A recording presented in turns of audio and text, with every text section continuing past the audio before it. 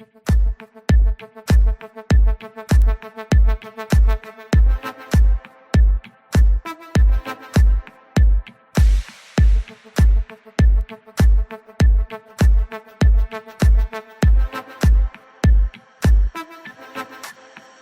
the club going hard on a Tuesday.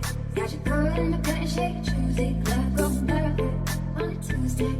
Got your girl in the curtain shake Tuesday. Club going hard on a Tuesday.